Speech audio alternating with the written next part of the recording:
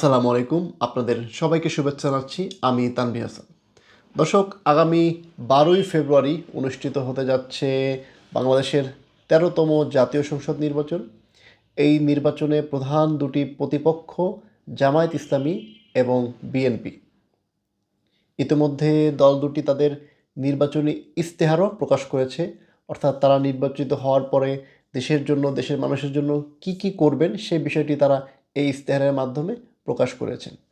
এখন বিভিন্ন পর্যায় থেকে কথা উঠছিল যে তারেক রহমান এবং জামাত ইসলামীর যিনি প্রধান শফিকুর রহমান, তাদের দুজনের একটি বিতর্ক হোক, তারা দুজন কথা বলুক, যুক্তি দেখ যে মানুষ কেন তাদেরকে ভোট দেবে। যেমনটি আমরা আমেরিকাতে দেখতে পাই যে নির্বাচনের আগে সংবাদ মাধ্যম সিএনএন থেকে শুরু করে বিভিন্ন তাদের দেশের সংবাদ মাধ্যমগুলোর মধ্যস্থতায় সেখানে যারা প্রেসিডেন্ট প্রার্থী থাকেন, যে ডেমোক্রেট এবং রিপাবলিকানদের মধ্যে, তারা ডিবেট করেন, তারা বিতর্ক করেন, একে অপরের বিরুদ্ধে যুক্তিতর্ক উপস্থাপন করেন।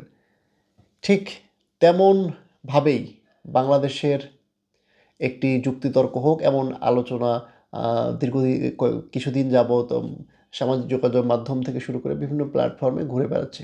এরই মধ্যে জামাত ইসলামীর আমির তিনি তারেক রহমানকে আহ্বান জানিয়েছেন যেন এইসব বিষয় নিয়ে আগামীর পলিসি কেমন হবে বাংলাদেশের, তারা মানুষের জন্য কী কী করবেন এই দুই দল, সেই বিষয়গুলো নিয়ে যেন তারেক রহমান এবং শফিকুর রহমান তাদের দুজনের মধ্যে একটি ডিবেট হবে, এবং এই ডিবেটে অংশ নেওয়ার জন্য শফিকুর রহমান তারেক রহমানকে আহ্বান জানিয়েছেন। জামায়াত আমির তার অফিসিয়াল ফেসবুক পেজে লিখেছেন, প্রিয় মাননীয় তারেক রহমান, সুশাসন কেবল নিশ্চিত হতে পারে অবাধ ও সুষ্ঠু নির্বাচনের মাধ্যমে। ন্যায্যতা ছাড়া কোনো নির্বাচনের ফল জনগণের আস্থা অর্জন করতে পারে না। জুলাই বিপ্লবের পর রাজনীতির যে শালীন, সহনশীল ও সংঘাতহীন হতে পারে, তরুণ প্রজন্মের কাছ থেকে তার প্রমাণ করার দায় রয়েছে। আসুন আমরা গণমাধ্যম ও জনসম্মুখে দাঁড়িয়ে এমন এক ভবিষ্যৎ শাসন ব্যবস্থার মানদণ্ড স্থাপন করি যা হবে সমালোচনার জন্য উন্মুক্ত, জবাবদিহিতামূলক ও স্বচ্ছ। তিনি তারেক রহমানকে বিতর্কের জন্য আহ্বান জানিয়েছেন যে আসুন আপনি জনগণের সামনে, গণমাধ্যমের সামনে, সেখানে এসে আমরা দুইজন বিতর্ক করি যে আমরা আগামীতে সরকার গঠন করলে আমরা কি করব, অর্থাৎ জামাত ইসলামী কি করবে এবং বিএনপি কি করবে, সেই আহ্বান তিনি জানিয়েছেন। বিতর্কের আহ্বান জানিয়ে শফিকুর রহমান বলেছেন, আপনি যেহেতু আপনার পরিকল্পনা ঘোষণা করেছেন, তাই আমি আপনাকে একটি উন্মুক্ত মঞ্চে সরাসরি আলোচনার আমন্ত্রণ জানাচ্ছি, যেখানে আমরা দুজনই নিজ নিজ ইশতেহার জাতির সামনে তুলে ধরব, আর সিদ্ধান্ত জনগণ নেবে।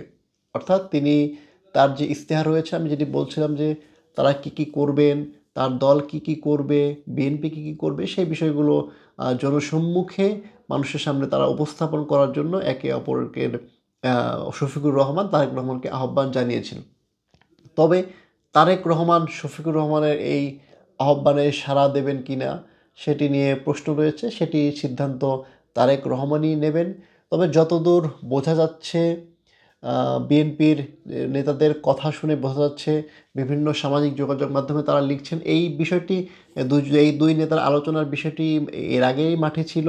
ডাকসুর পক্ষ থেকেও নাকি বলা হয়েছিল, যেটি ডাকসুর জিএস, যিনি শিবির সমর্থিত ফোরহাদ, তিনিও বলেছিলেন এক জনসভায় যে তারেক রহমানকে নাকি তারা আহ্বান জানিয়েছেন, তবে তারেক রহমান কিছু জানাননি।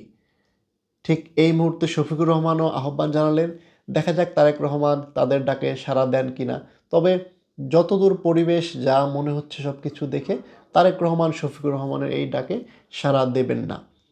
কারণ তারেক রহমান তার যে ভীষণ, তার যে কথা, সেগুলো তিনি ইতিমধ্যে তাদের যে ইশতেহার রয়েছে সেই ইশতেহারে বলেছেন, এবং ইশতেহার প্রকাশের দিন শুক্রবার তিনি প্রায় 2 ঘন্টার উপরে বক্তব্য করেছেন, এবং তিনি বলেছেন তার কি কি লক্ষ্য রয়েছে, তিনি সব কিছু বলে দিয়েছেন। আসলে নতুন করে আর কিছু বলার রয়েছে বলে আমার মনে হয় না। তাই তারেক রহমানের আসলে এই ধরনের ডিবেটে অংশগ্রহণ করার প্রয়োজন আছে বলে আমি মনে করি না। এখন তিনি অংশগ্রহণ করবেন কি করবেন না সেটি তার সম্পূর্ণ ব্যক্তিগত মতামত। তিনি চাইলে অংশগ্রহণ করতে পারেন, না চাইলেও না করতে পারেন। তবে শেষ মুহূর্তে কী ঘটতে যাচ্ছে, এই দুইজনের বৈঠক হবে কি হবে না, সেটি সম্পূর্ণ নির্ভর করছে তারেক রহমানের উপর। দর্শক, আপনাদের কি মনে হয় এই দুই দলের শীর্ষ নেতার কি জনসম্মুখে এসে তাদের ইস্তেহার নিয়ে বিতর্ক করার প্রয়োজন রয়েছে? আপনাদের গুরুত্বপূর্ণ মতামত আমাদের কমেন্ট সেকশনে জানান। ধন্যবাদ।